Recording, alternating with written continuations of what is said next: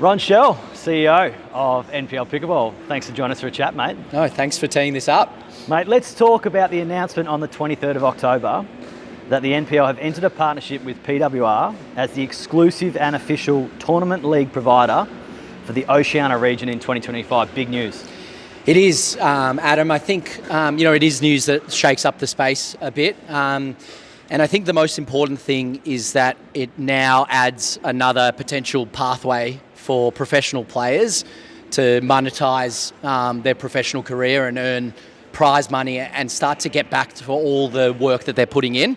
The biggest thing around this is that Australia still has a long way to go to reach its professional pathway, and when we can get to a point where ideally leagues can pay players a salary just like in any sporting league. We want to get there and we think it will get there, but over the next few years that's a journey. What this provides is immediate access to the largest prize money now available in the world and probably the largest emerging area in the world, Asia in general, and to be able to then earn points as part of this unified world ranking system and be able to do that exclusively in this region in NPL tournaments and our league as well, which we'll run through. And what those points mean is that it actually builds up towards ranking points that will make you eligible, if you're good enough, to be invited to World Series events, which are their equivalent of Grand Slams. We're talking about $1 million to $1.5 million in US dollar prize money, which is also great for us in Australia when it's US dollars. To be eligible for these events and even seeding, you do need to play in PWR events either around the world or in Australia, and you're now able to do that exclusively with NPL, so it was pretty big news. And mate, can you tell us what PDR rating points the NPL Pro League will fall under, as well as the 6 tournaments NPL Pickleball is going to be hosting? Yeah, it's a great question, and all this information will be public in an FAQ shortly. So just to recap on the way that the PWR points work is the very top level is 2,000, which is their Grand Slams or World Series events. Then there's 1,000, which are what they refer to as international tournaments, so pretty elevated events. Then they have 700, 400, 200, 100, actually goes down to 50, which is regional events and potentially what our regional tournaments will be next year.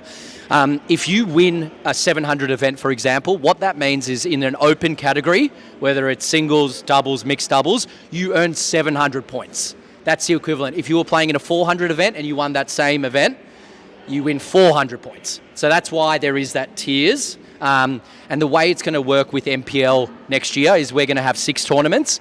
At least 3 will be a 700 event, which is the equivalent of the first tournament they held in Delhi.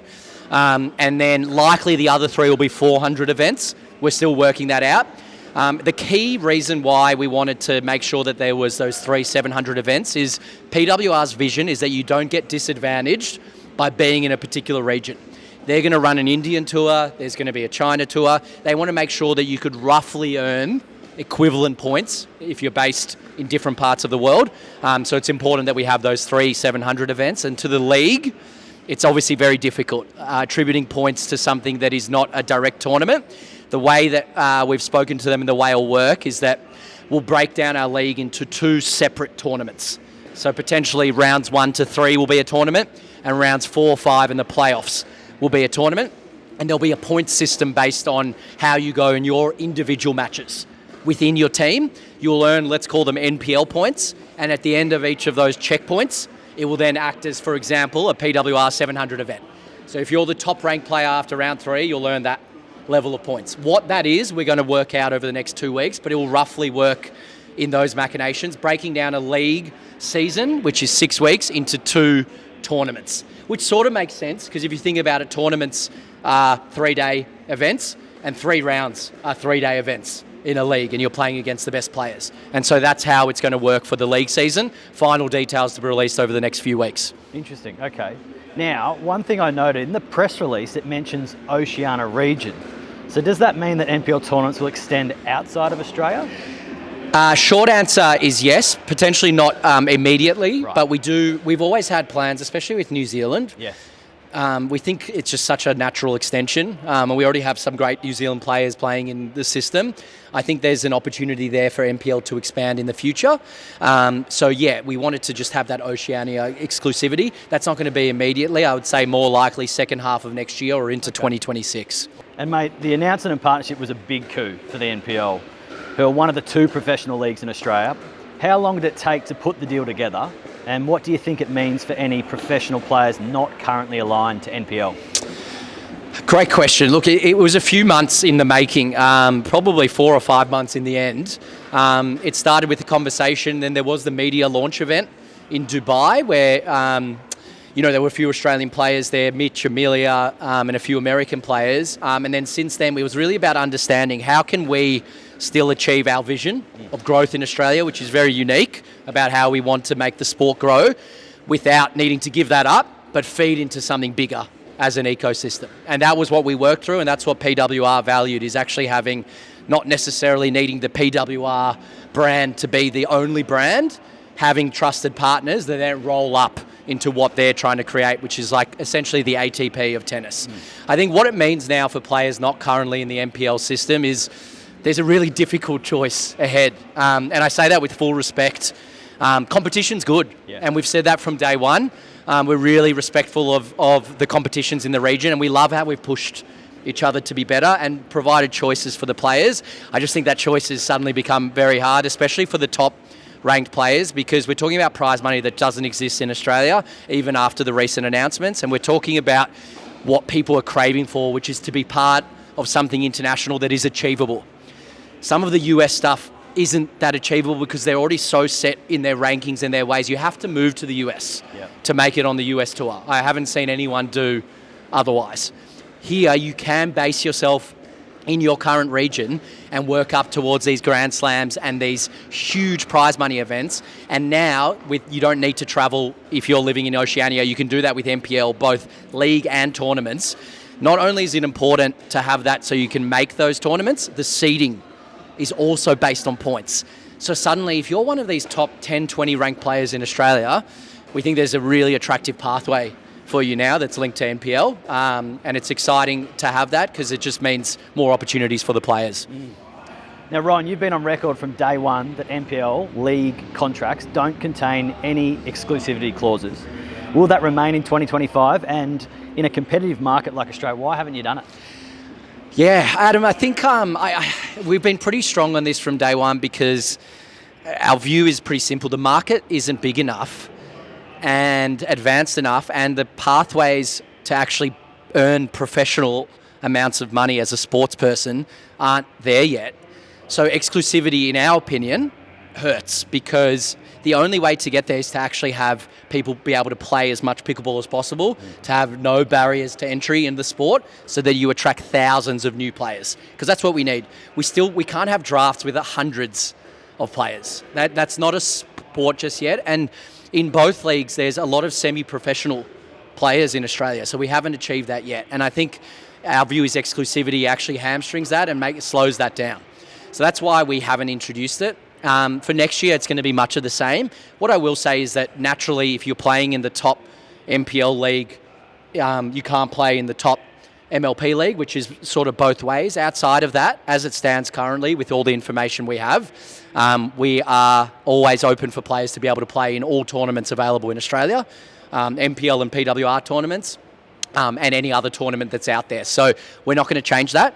And ideally, it means now players actually have a choice at least once every second weekend to play pickleball against the best of the best, which means I think we're going to start to see a huge influx of new talent as well. Mate, let's change gears a little bit. You were recently over at the PW Dupa India Masters in New Delhi, and everything from that production to the player experience was like nothing we've seen before. Tell us about your experience being there. Yeah, it was really eye-opening. I think there's a lot being said and yelled at in the pickleball world, in both America, Asia, Australia even. Like, everyone wants to announce and do things. There's a big difference between saying you're going to do something and then seeing it in person. What PWR vision for the sport is quite grand, and it's player first. We want this player experience. We want them to feel like superstars. We want to get closer to tennis immediately. And it was great to hear that, but then to actually see it in action was the most pleasing thing. And it made you feel really good as partners because they were willing to spend in the areas they said they were. Broadcast, player experiences, lounges, how the tournament was run, all of those things. And so I think that was the most amazing thing. We all saw the theatrics on the show court and everything there. Look, a lot of little things like in any tournament that they're going to keep improving on, including scheduling, including when the players are playing, how the open events are run. But largely, it was actually quite a great event. And the Indians have such a great attitude with sport. They love sport. They could be there all day. They want to talk about it all the time. They want to have events around it. So it was awesome. And I think the other thing, Adam, was seeing all the Australian players there. I think there was something like 10 or 12 in the end, and they all held their own, like against really tough American and Asian players who are probably more well regarded at this stage, which is the problem being so far away and still not being as advanced as we want to be as a sport. That was really awesome, and I think there was a lot of camaraderie there, which we really enjoyed, and PWR put on a show and they take care of players and partners, which bodes well for the next year. Hard to believe that was a PWR 700 event. Yeah, I know. It was honestly more of an 1,000 event. And even they probably regret it, I would say, because they... It puts pressure on you. It puts pressure, it does, 700. which is good. This sort of pressure is good, because if that's a 700, we can't be a lot below that. In saying that, I think they went even more all out once they got closer to the event, which I can understand. The excitement, sponsors, the broadcast. There was 16 cameras on the show court. And a lot of those things are going to go to the next level. The instant replay had some hiccups, but if that gets right, those sort of things are going to really elevate the sport. Creating a tunnel like they have already in Rod Laver Arena, it's pretty cool stuff. The fans and crowd will come as you build it, and that's part of what we need to do as a partner is help get it out there. But overall, that Delhi event was pretty awesome, and we're looking forward to seeing what they do with that rest of their Indian tour. Yeah. Ryan, in January next year, the PWR India Tour and League will kick off with a $540,000 prize money purse. It will comprise of 6 teams made up of 2 men each. Yep.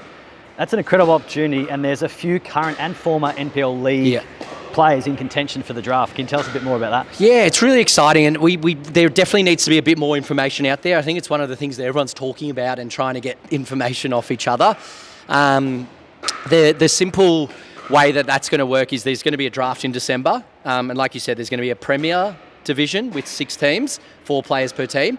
But then there's also a division below that, the Challenger division, which will have 48 players and still a minimum guaranteed prize money of $2,500 with the ability to earn more prize money. Played in the same venue, played in front of the same team owners, and with the ability to still obviously perform and put yourself in front of people and earn, I guess, the respect. And the reason that that's important is there is actually another Teams League coming. So the World Series events will also have Teams League, and that draft's going to happen in late January, so after this event happens. And the full experience is going to be on show here. Everything's covered for players. The media, backed by the Times Now group, PWR just had about 200 cameras at the PWR Delhi event. It's going to be more of the same, if not more, because it's even more centralised. And what's going to be amazing is they have a very similar format to us. Everyone plays singles, everyone plays doubles, everyone plays mixed doubles. Exciting to see how that's run. It's their first teams event. That's going to be repeated. It's going to have team owners. That's going to go well into perpetuity. But it's also going to be a chance for both Challenger and Premier players to put their best foot forward for future team leagues within the PWR ecosystem, but also start to get them excited about what they're playing in when World Series events come up and other tournaments. So I think it runs from the 6th of January roughly to the 26th, but I do believe it finishes on the 22nd. Media days are just the 3 or 4 days after. And like you said, there are a few NPL players in contention and a few other players in Australia as well. I really hope we see some huge representation there. And it's a big difference. If you make that Premier League, you guarantee $15,000 US, plus the ability to win another $45,000 in prize money. It's a massive difference. It essentially now starts to be like a pro salary in 1 month. So you can see why players are really jostling for positions here and trying to find out more, and we'll get as much information out there. Tom Evans, well, he's probably the biggest name in NPL. His potential is huge, and growth has been pretty exponential. And I think we all watched in awe and with a lot of pride, to be honest, as he made it through the round of 16 at the PPA Tour event in San Clemente earlier this year. But you were there front and centre. What was the experience like for you and Tom? It was surreal. It was my first proper PPA USA event. and currently they are the market leaders worldwide. And so to even be there and see how they run things on a larger scale, and to obviously send Tom, who is, one of the best players, and certainly, has showed he was the best singles player in Australia recently. We were very confident that he could match up against the best, but everyone had said that the level between the US and Australia is not even comparable. That's what we hear a lot. So I think what was awesome was to prove that that's not necessarily the case. There is a long way to go for Australia to even be close to the US on an overall talent and even some of the strategical things. But I think the gap can actually be closed a lot quicker than what we think. There's amazing sporting talent here. See Tom on the show court back to back, have an upset win over Tyler Long. Before that, he beat Rafa Hewitt. And then he pushed the number one singles player in the world, Fed, as far as you can push, with a very questionable replay system as well that could have easily made that second set. And we know if Tom takes that second set, I think he wins the third set. And I don't know what happens from there for the rest of the tournament, because Fed's probably his hardest opponent. What we learnt as well is that we really want Australians to verse the best. We want that in every sport. And I think if we can do our job here with this PWR partnership, we'll give more opportunities for that. It was interesting to see just how quickly a game finishes and it just moves on to the next game. It's almost like it didn't happen. And there was things that were done amazingly well on the show courts that were done not as well when you were playing, elsewhere. And I think a lot of tournaments are like that. But that experience of playing in front of proper fans is something that we still don't fully have in Australia. We do get a handful now, and it's better than it was a year ago. But I think there was about 100, 150 people, a lot of them just randoms. And that was pretty special, I think, for Tom. And being there to support, it's less about, as you said, it was more about supporting Australian pickleball. And Tom and Helena are ambassador athletes, so we wanted to provide that extra support. But really, if there was we went and watched Mitch play, Lucas, Amelia wasn't at that event. But we went and supported everyone there. It happened to be that Tom was the one on the show court for those two games to be front and centre. And I think, really special. And there'll be 3 or 4 of those opportunities next year.